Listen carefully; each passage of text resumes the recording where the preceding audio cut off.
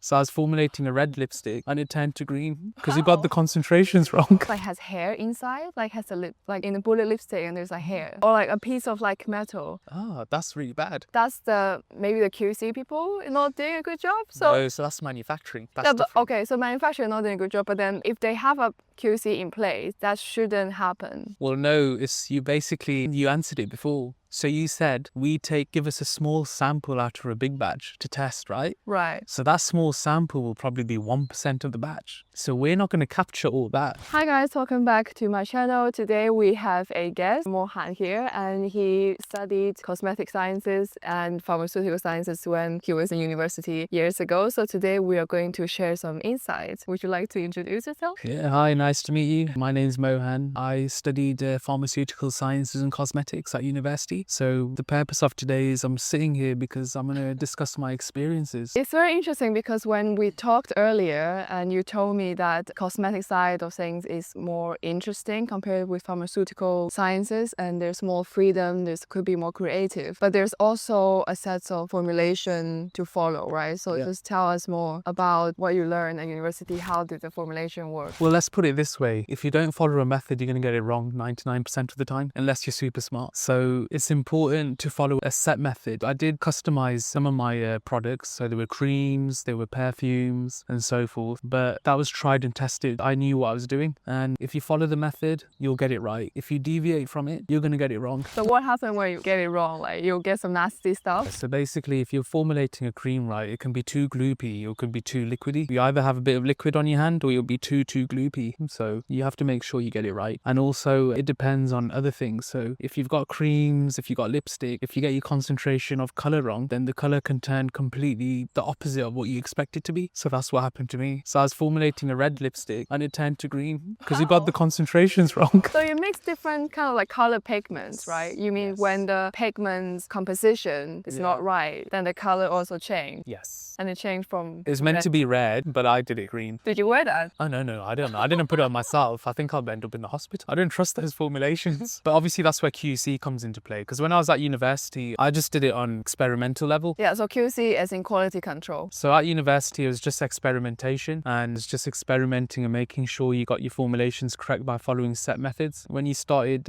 getting more advanced into it, then you could start changing some of the parameters, the specifications of the methods. So you could slightly change your concentrations. Add perfume or like scents, different scents? No, it's not. It's perfumes, creams, it's everything. Lipsticks as well. No, I mean like in terms of customization, you can add maybe some scent on top of. Yes, that's correct. You can do that as well. And you can also start playing around with the concentration to make it more stronger. So I think everyone likes a strong perfume, right? No, not me. I like it. I like things light. And I joined a lipstick making workshop. Indeed, they have like a set formula to follow, but then we can pick like different type of oil. But then it's only maybe 2 grams of oil, but you can pick which oil. You can add different type of scents in it, like watermelon or vanilla, those kind of scents in it. I like strong scents. I like scents. Okay, since we mentioned quality control, so after you studied cosmetic sciences at uni, you took on a role at Boots, which is like a retailer in the UK that sells like cosmetics and also drugs and...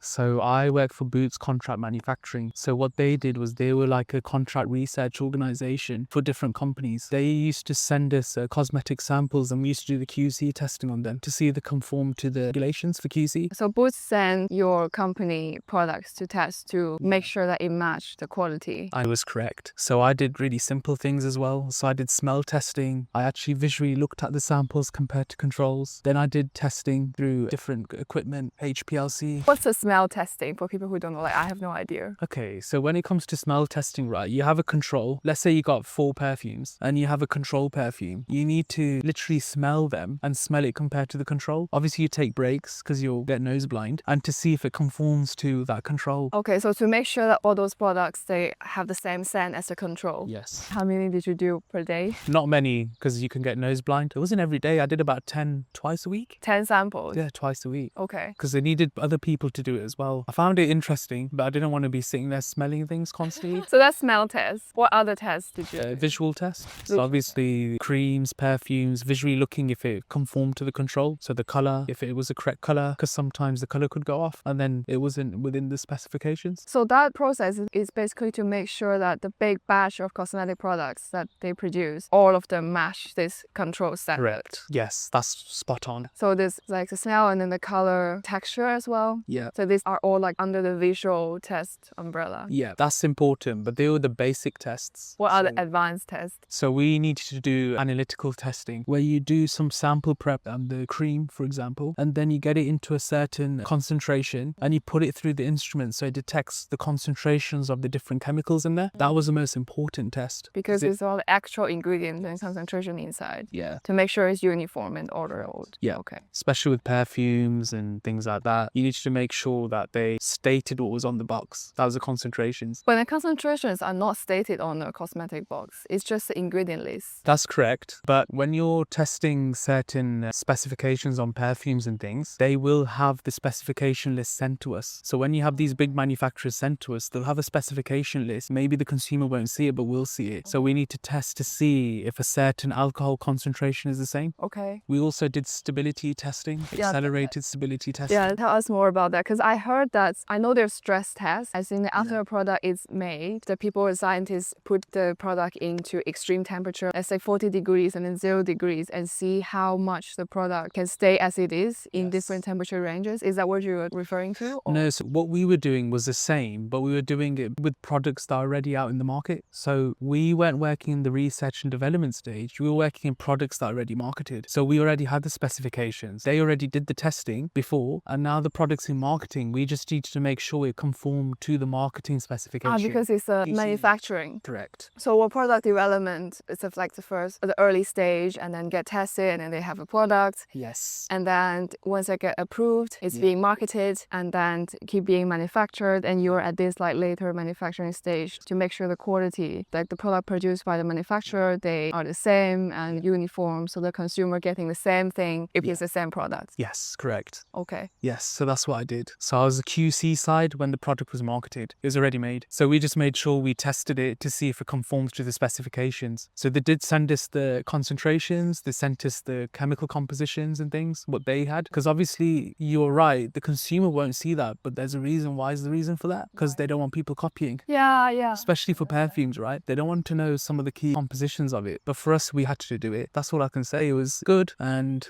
what's the word? I need to think of the word for it. It was fun as well. It was fun. Yeah, I found it fun. But it's not repetitive for you, like if you do the test. It did get repetitive when it came to the tests, but when it came to more of the visual testing and doing some other techniques on them, it was more fun because obviously I personally find working cosmetics quite fun, more than the drug side. More fun than pharmaceutical. Yeah, I think more than the drug. I'm just keeping it simple, by the way. So I'm saying drug, but pharmaceutical is the correct term. Yeah, so then at university, you also, the degree that you did, it was like pharmaceutical science and cosmetic science. And during our chat earlier, we also mentioned the cosmetic side, there's more creativity and there's more freedom, flexibility, because in general, there are less rules or regulations. But in pharmaceutical side, when there's like drugs for patients involved, there's more regulation and rules. Yeah. Is that the case? That is 100% correct. How did you conclude that? Is it because during your learning, you learn more about regulation on both sides? Yes. So I learned about the regulations on both sides. So you are correct. The cosmetic side was, there's more flexibility. It's not as stringent. So it's not as strict. Pharmaceuticals, probably the most strictest guidelines you'll ever come across. Oh, in a way, it makes sense. It's going to go into human consumption. It's going to be going into the human body. Like inside the human body. Like cosmetic is mostly like on the skin or outside. You have to have a lot more rules and regulations when it comes to the drug side because it does go into the human body, but also some drugs will be interacting with the human body in other ways as well. You have to look at it from a different perspective. You have your certain drugs like your tablets and things or your injectables, but you have medical devices as well. Yeah, go back in the body. I mean, yeah, so there had to be a lot of tests to see if they interacted with the plastics, they interacted with the packaging. There's so many more different tests. It's not just about the composition of the drug, it's about how it interacts with the environment. And also when it gets onto formulation and then delivery for drugs, and when it goes to manufacturing, you're looking at GMP, good manufacturing practice. And that's very, very strict. And for me, I personally found the cosmetic side better because it was more fun. There's less rules and regulations, so you had more flexibility. So a cycle for a drug development is like about 10 years, so based on what I learned at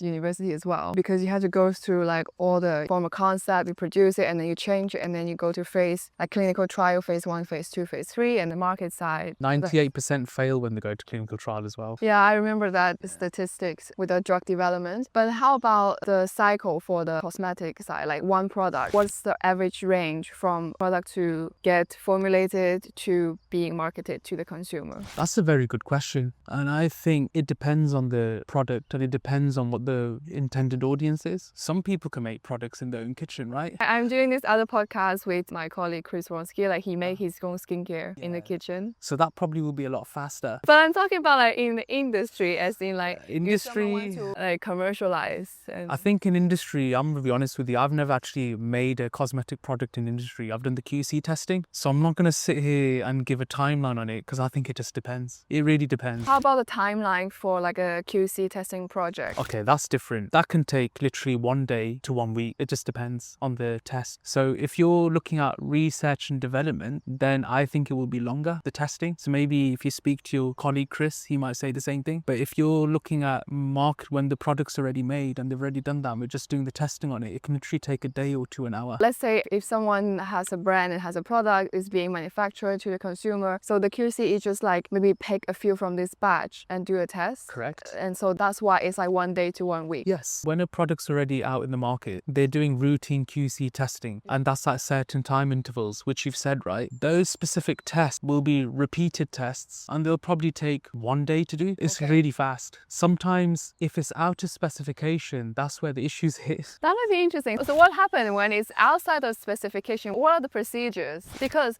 I want to raise this because like, well, obviously I'm doing this like content creation thing and I receive products from Korea and I've been following things happening in the beauty community or industry, and sometimes people receive products like has hair inside, like has a lip, like in a bullet lipstick and there's like hair or like a piece of like metal. Ah, that's really bad. That's maybe the QC people not doing a good job. So that's manufacturing. That's yeah, but, different. okay, so manufacturing not doing a good job, but then if they have a QC in place, that shouldn't happen. Well, no, you answered it before. So you said give us a small sample out of a big batch to test, right? Right. So that small sample will probably be 1% of the batch. So we're not going to capture all that. What we're going to do is just do the testing on that to see if it conforms to the specifications, right? So no, that can be missed. But okay, that makes sense. But what happens if the little sample that you take from that batch is out of specification? What are the procedures? The procedures we'll have to do the retesting on it, and then we'll let the manufacturer know. Because cosmetics are less stringent, they may just pass it, just saying it's a one-off. I've never had it happen. Since when I was at Boots, I've never had it happen. But I can tell you, when it comes to cosmetics, they may find something in there, but they may retest it and then pass it. Potentially, I've not seen that when I've worked at Boots. So I'm assuming that could happen. But we'll report the results back to the manufacturer, and then it's up to them to look at their own processes. Okay. So the correct process will be is if we find something, we'll report it back to the manufacturer, and then it's up to the manufacturer to ascertain if what they want to do in-house. That's how we do it. But in my experience of doing it, I've never come across that. Okay, that's good to know. Okay, I think that's all the topics that we want to cover. I hope that's an insightful podcast and session for you, and I will see you very soon in my next video. Bye. Bye.